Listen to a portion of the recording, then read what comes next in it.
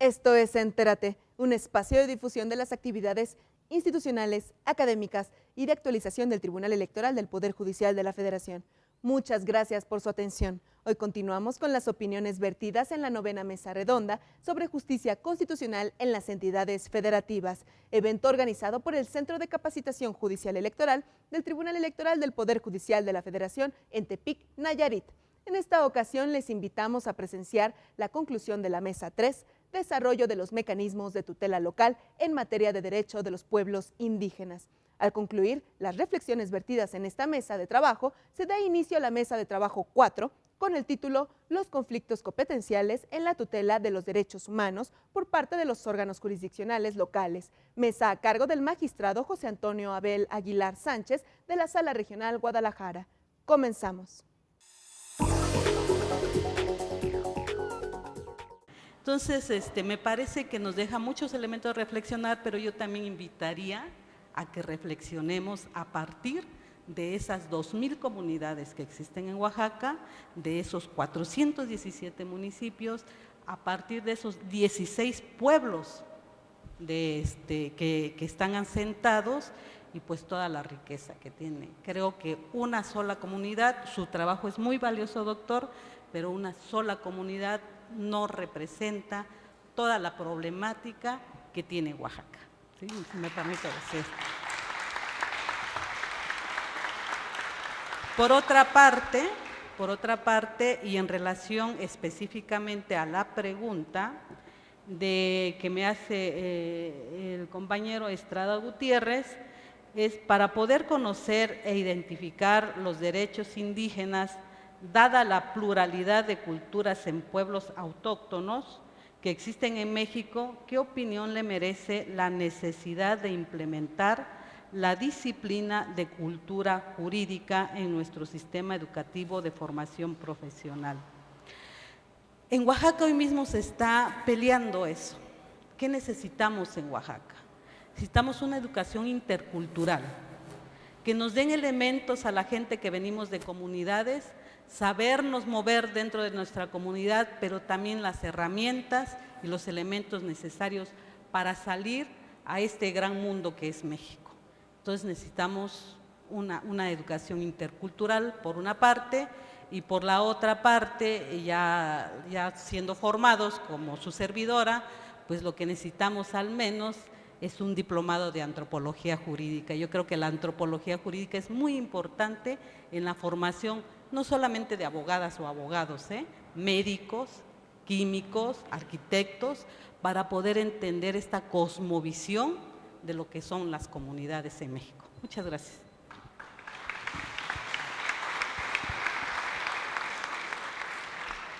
Para hechos, me solicita la palabra el doctor Willy Val, a quien se le conceden unos minutos para su respuesta. No, yo simplemente quería destacar que coincido totalmente con la magistrada y que le agradezco mucho por todos los matices. Yo lo que quería es poner aquí un ejemplo para provocar una reflexión, pero lo que dice la magistrada es fundamental y de hecho les quería ampliar un poco el problema que enfrentamos cuando lo analizamos empíricamente. Si se pone la presentación, porque en realidad el problema de fondo es cómo conceptualizamos una comunidad. Y la magistrada ya lo hizo. Se dan cuenta, y esto sí es un problema realmente empírico. No sabemos lo que es una comunidad y no estamos de acuerdo entre expertos para saber lo que es una comunidad.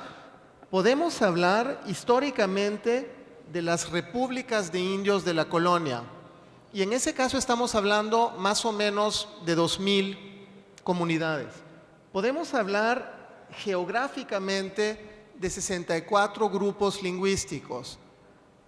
Podemos hablar de 803 municipios mayoritariamente indígenas, de 28.338 localidades mayoritariamente indígenas.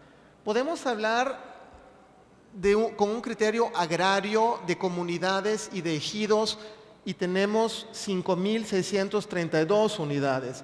O podemos hablar de regiones de refugio como Gonzalo Aguirre Beltrán y eso nos lleva más a la interacción política que hay entre ellos. El problema de fondo es que no sabemos empíricamente lo que es la comunidad y que para la gente, la comunidad es sinónimo de muchas cosas y por lo tanto cualitativamente estoy 100% de acuerdo, es imposible y es nefasto extrapolar a partir de un caso una teoría para captar la enorme diversidad que hay a nivel federal y lo que tenemos que empezar a pensar no es lo que pasó en la localidad que yo les conté, es cómo podemos generar una estrategia a nivel federal que integre la diversidad enorme que hay dentro de ese grupo. Ese es el desafío real. ¿Okay?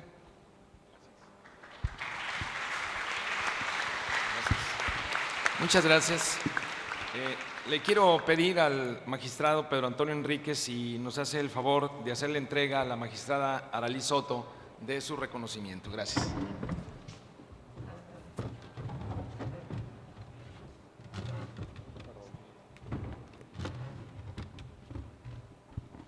Es un honor entregar este reconocimiento a la magistrada Mónica Aralí Soto Fregoso por su brillante disertación en esta mesa. Muchas felicidades, magistrada. Gracias, presidente. Le solicitaría amablemente al magistrado Raúl Gutiérrez nos haga el favor de entregarle el reconocimiento a la magistrada Santos. Gracias. Gracias. Es un honor entregarle a usted, magistrada Santos, este reconocimiento a virtud de la gran capacidad que tiene usted para exponer la problemática de los usos y costumbres, particularmente del Estado de Oaxaca. Mi felicitación y nuestro reconocimiento.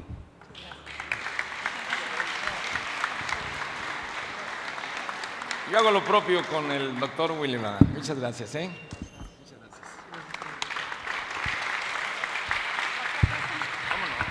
Y yo voy a hacer lo mismo, me concedieron el honor de entregarle a nuestro moderador, por supuesto, su reconocimiento y por toda su espléndida moderación.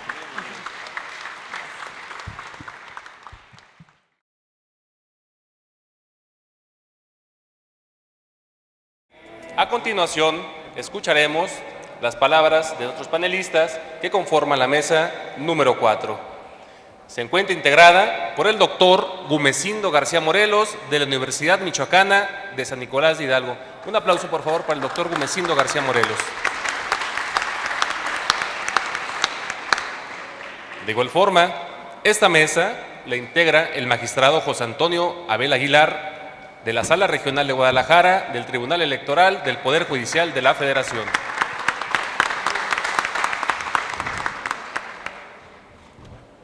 Fungirá como moderador el doctor Nayarita Marcos Francisco del Rosario Rodríguez del Tribunal Electoral del Poder Judicial de la Federación.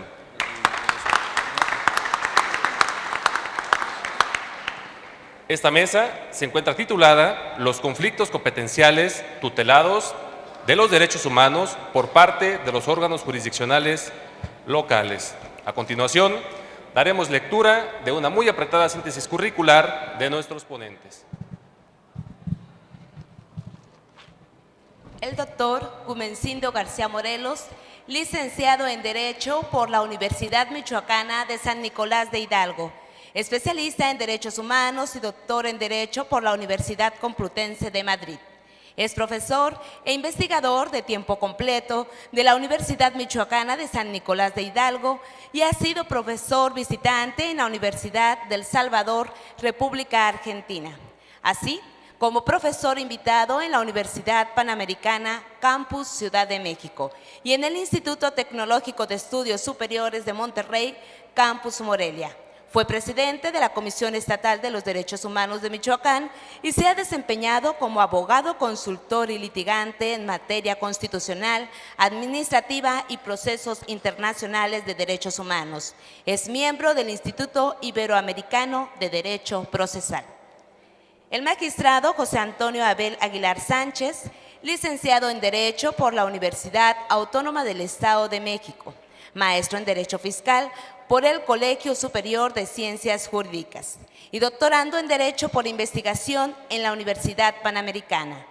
Es miembro del Instituto Mexicano de Derecho Procesal Constitucional desde 2011, académico de número de la Academia de Derecho Fiscal del Estado de México y ex asociado del Colegio de Secretarios de Estudio y Cuenta de la Suprema Corte de Justicia de la Nación. Se ha desempeñado como director general adjunto en el Consejo de la Judicatura Federal, como secretario de Estudio y Cuenta de la Segunda Sala de la Suprema Corte de Justicia de la Nación y como consejero electoral del Consejo General del Instituto Electoral del Estado de México. En febrero de 2013 fue designado por el Senado de la República magistrado de la Sala Regional de Guadalajara.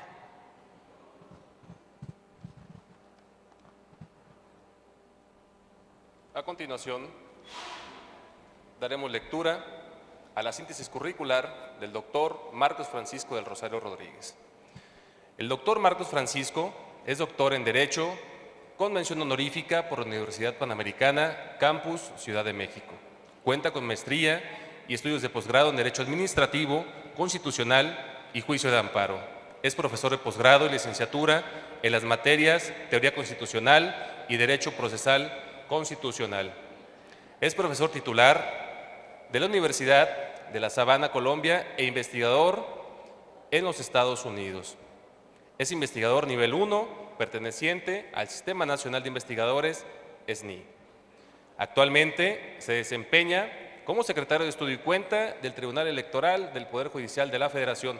Doctor Marcos Francisco, tiene el uso de la palabra.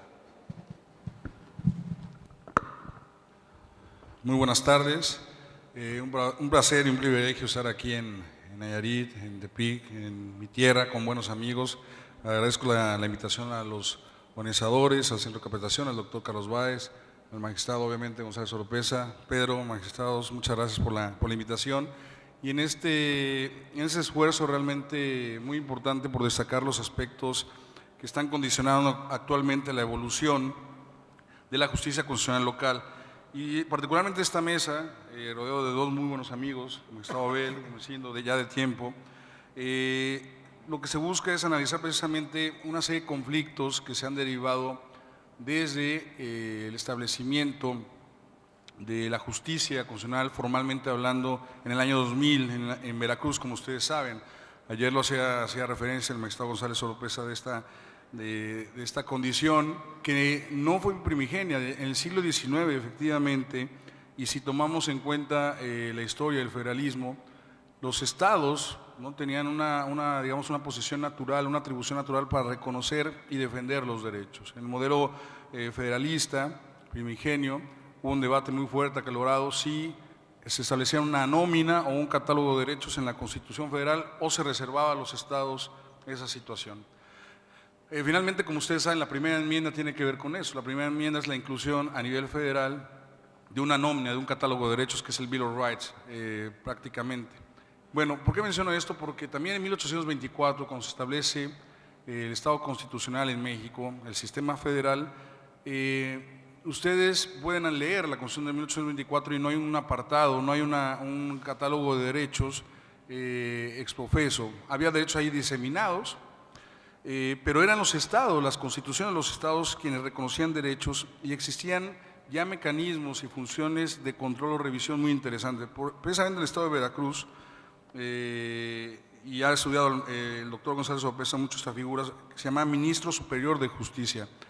El Ministro Superior de Justicia era una figura unipersonal que toda la administración de justicia y la tutela de los derechos recaía en esa persona, es decir, el Poder Judicial era unipersonal. Y esa es una figura con atribuciones muy interesantes porque tenía atribuciones de verificación y regularidad constitucional, lo cual ya nos llama o nos advierte que precisamente ya en los estados, desde el surgimiento, había un ente abocado para proteger derechos y restituir o regularizar los aspectos que fueron contrarios al orden constitucional. No se diga, evidentemente, años después, 1841, cuando en la Constitución de Yucatán se inserta el juicio de amparo por obra de Crescencio Rejón. Bueno, también allí podemos advertir que surge en los estados ya un mecanismo de tutela ex profeso para proteger derechos. A lo que voy, evidentemente esto no es nuevo, pero sí tal vez el antes y después se establece con la reforma constitucional del Estado de Veracruz, porque en buena parte del siglo XX olvidamos nuestra vocación como estados de reconocer derechos, de establecer una propia nómina de derechos y establecer mecanismos de tutela. Olvidamos esa vocación que sorprendió a muchos que se estableciera en Veracruz por primera vez mecanismos de control y de tutela y que se reconocieran derechos. Tan sorprendió esto que se establecieron acciones de inconstitucionalidad, se interpusieron acciones, controversias constitucionales en contra de esta reforma, porque se advertía que invadía la competencia de la Federación para proteger derechos y reconocer derechos. Se aducía que solamente el Poder Judicial de la Federación era quien podía ejercer un control constitucional. Bueno, ahorita son más de 22 estados. Y no porque esté aquí, o sea, mi tierra, siendo muy sobresaliente la labor que ha hecho la Sala Constitucional Electoral, porque no solamente tiene una estructura de control y de tutela, sino que también hay usuarios, ¿no? Es decir, y se ha venido legitimando la actuación de la Sala con esos mecanismos a través precisamente de que los usuarios reconocen que hay un mecanismo de protección eficaz. Desafortunadamente no en todos los estados que tienen esos mecanismos hay usuarios, ¿no? Y me parece que la justicia constitucional tiene un reto, y ayer también lo planteaba tanto el magistrado González Oropesa como el magistrado Pedro Antonio Enríquez, porque aunque ya se resolvió por parte de la Suprema Corte y ha quedado claro, podemos decir, dentro de la doctrina jurisprudencial y la doctrina constitucional, que los estados perfectamente pueden tener su propia nómina y aumentar la nómina de derechos, tener directamente un bloque, que yo sé que no le gusta mucho la palabra bloque a Gomesindo, pero pueden hacer un bloque directamente de derechos y hacer referencias. Ya se hizo en Sinaloa desde el 2008, en el cual se vincula a los jueces que sigan la jurisprudencia de la Corte Interamericana. Es decir, eso me parece que ha quedado claro doctrinalmente, teóricamente, pero en la práctica hay conflictos todavía competenciales. En la práctica todavía hay una resistencia y reticencia por parte de algunos juzgadores o órganos jurisdiccionales a nivel federal que consideran que los derechos solamente se pueden proteger ya sea por órganos y por mecanismos de tutela federal, o bien los estados se deben limitar a proteger los derechos que están reconocidos única y exclusivamente en los estados, lo cual sabemos que no tiene un sentido o no se sostiene esta tesis, porque la protección de los derechos es una vocación universal. En ese sentido, bueno, pues va a ser muy importante que esos conflictos que no debían de darse, esos conflictos competenciales, haya un posicionamiento de la Suprema Corte para que en materia de derechos humanos quede claro que cualquier autoridad en el marco de sus competencias puede proteger derechos, más allá de que estén reconocidos en la jurisprudencia de la Corte Interamericana, en la Convención Americana, en la Constitución Federal o en la Constitución local. Simplemente la obligación de toda autoridad de proteger esos derechos va más allá del nivel o el ámbito gubernamental en que se encuentre. Bueno, con esta introducción y más allá de lo que van a efectivamente decir los especialistas de este tema, voy a permitirme presentar en una primera instancia, en un primer momento, al doctor Gomesindo García. Doctor, tiene aproximadamente 25 minutos para desarrollar su tema. Muchas gracias, buenas tardes y bueno, un agradecimiento a la Sala Superior del Tribunal Electoral, Poder Judicial de la Federación, al magistrado Pedro Enríquez, a todos ustedes por la oportunidad de compartir algunas reflexiones prácticas y teóricas de lo que es la justicia constitucional local desde la vertiente del control difuso y en un contexto de derecho procesal constitucional local, así como también fenómenos de disputa entre tribunales por ver hasta dónde es posible lograr la protección judicial de los derechos humanos, hasta dónde los tribunales locales, cuando intervienen con los parámetros de constitucionalidad general de la República y cuando incursionan en el ámbito del derecho internacional. La zona intermedia que ha creado problemas, los tribunales colegiados de circuito, algunos, como alguno en este 24º circuito, que trata de acotar las competencias del control difuso, fíjense, muy diferente al primer colegiado en materia administrativa y de trabajo del 11º circuito, con sede en Michoacán, donde fue la primera decisión de control difuso y convencionalidad en México antes de la reforma constitucional de junio del 2012. Entonces, este es un punto de partida muy importante. ¿Qué derechos pueden proteger los tribunales? ¿Bajo qué reglas? En los elementos del control judicial, que son muy importantes, los parámetros de regularidad y, por supuesto, instituciones totalmente sólidas como es el control de convencionalidad y control de constitucionalidad, dogmáticamente y judicialmente puestos a prueba. La ciencia tiene que hacer un aterrizaje forzoso de sus principios, de sus categorías, de sus instituciones, con la realidad, con el problema. Ayer leía la versión electrónica del Universal y aparecía un video que toma un estudiante de una universidad en Guanajuato capital. Y ese video contenía la grabación de una detención administrativa por parte de la Policía Municipal de Guanajuato capital. Una persona aparece caminando con un perro, lo detiene la policía por mal aspecto en la vía pública. Es decir, incursionando en sus condiciones físicas, un corte, es decir, ya podíamos hacer un adelanto, ¿qué derechos están siendo vulnerados?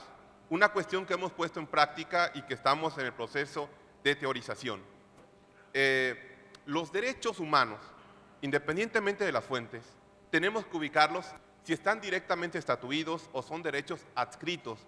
Y el sistema de derecho nuestro incluso nos permite traspasar la barrera del positivismo y construir jurídicamente una exigencia judicial de los derechos humanos que no estén enumerados a través de un fundamento convencional que alberga la figura de una cláusula abierta de derechos, lo cual significa todos los derechos que son inherentes a la persona son justiciables. Me refiero al artículo 29, inciso C, de la Convención Americana sobre Derechos Humanos. Vuelvo al problema, al caso de Guanajuato, que fue el 19 de septiembre, pero hasta ayer se dio a conocer en el Universal. El que videograba continúa siguiendo la detención, llega una patrulla, pero en ese ínter le está preguntando a los policías cuál es la causa de la detención. Aquí nos aplicaría otra serie de reglas de derechos humanos, no principios, sino reglas que deben de ser aplicadas frente a detenciones, no solamente administrativas, sino también de tipo penal. E insiste la persona que videograba, dice, oiga, ¿por qué se lo lleva? Dice, ahora que llegue la patrulla, te van a dar la información que pides. Llega la patrulla y golpean a esta persona. Dice, no puedes videograbar, es ilegal. Esta persona, van a ver en el video, que está en las redes sociales, se empieza a mover y se escucha un forcejeo y le toman del cuello a esta persona y es detenida. Da cuenta de todo esto en la red. Este es un caso que está idóneo para llevarlo ante un tribunal de justicia y resolver violaciones que hay que tomar en cuenta también la eficacia de un recurso judicial, como puede ser a nivel local el proceso contencioso administrativo. He preparado una serie de enumeración de lo que consideramos garantías jurisdiccionales locales, el derecho procesal constitucional, en lo que sería la tutela directa de los derechos. Consideramos, para enmarcar, qué vías jurisdiccionales podríamos emplear para demandar este acto arbitrario. Uno es el proceso contencioso administrativo, los juicios locales ya para la protección de los derechos políticos electorales y aquellos lugares donde tengan juicios para la protección de los derechos fundamentales, como es el caso de Nayarit. Y bueno, voy enunciando también en este orden, porque la mayor parte de las legislaciones procesales locales contiene contencioso administrativo y ahora con la reforma tienen juicio para la protección de los derechos políticos electorales. Y hay que decirlo, la Sala Superior, antes de la reforma constitucional, estableció que los tribunales electorales locales desarrollaran, aun cuando no estuviera previsto en su legislación, mecanismos de protección de derechos humanos en materia de derechos políticos electorales, de los cuales voy a dar cuenta de un caso recientemente resuelto por el Tribunal Electoral del Estado de Michoacán en el control difuso de constitucionalidad y de convencionalidad. Y los hechos fueron interesantes y además fue el primer caso en el marco de la reforma. Y otro que consideramos también muy importante en el estudio del derecho procesal constitucional local, el habeas corpus, esa figura de máxima urgencia judicial, vean cómo los principios procesales de sumariedad, sumarísimo, han quedado rebasados por los derechos que va a tutelar el habeas corpus, la vida, la integridad física, la integridad moral. Por lo tanto, el habeas corpus se convierte en la hipergarantía que necesita una respuesta inmediata de los órganos judiciales. El Estado de Guerrero es el único estado que contiene esta garantía de máxima urgencia y la puede presentar cualquier persona y el juez inmediatamente que se presente cualquier día, cualquier hora, por detenciones, tortura, condiciones en que se cumple las penas privativas de la libertad y que pongan en riesgo esta serie de derechos, cualquier persona, al igual que el amparo, puede presentar, pero tiene una ventaja, dos ventajas procesales, el habeas corpus en el Estado de Guerrero. E insisto, se trata de una figura judicial, procesal ante jueces de primera instancia. Por lo tanto, esta entidad federativa es la única que tiene el mecanismo a nivel local. Cualquier persona presenta la demanda, no requiere ratificación. Imagínense un caso de desaparición forzada, un caso de detención, tortura, en un centro preventivo. El amparo dice que se tiene que ratificar la demanda por el quejoso. El habeas corpus en Guerrero no exige la ratificación de la demanda de habeas corpus. Esto constituye un apego a los principios del recurso judicial efectivo, del derecho internacional, de los derechos humanos. Por otra parte, hay el alma del habeas corpus. Esta respuesta, que tiene que ser urgente, rápida, inmediata, es ordenar la exhibición física del detenido ante el tribunal. Esta fue siempre la columna vertebral del habeas corpus, exhibe el cuerpo del detenido. Y con esto, la Corte Interamericana también ha fijado una versión continental del habeas corpus y sobre todo esta medida cautelar desde opiniones consultivas sobre el artículo 27.2 de la Convención Americana sobre Derechos Humanos, los estados de sitio, la vigencia del habeas corpus. Y por supuesto, viene de regreso para que los procesos federales, los procesos locales que estén diseñados para la protección directa de los derechos humanos, pues puedan aplicar esta serie de principios y reglas. Es importante la exhibición física. Los esperamos en una próxima emisión de Entérate, con lo más destacado de las actividades institucionales, académicas y de actualización del Tribunal Electoral del Poder Judicial de la Federación. Agradecemos su valiosa compañía. Soy Roxana Noriega. Hasta la próxima.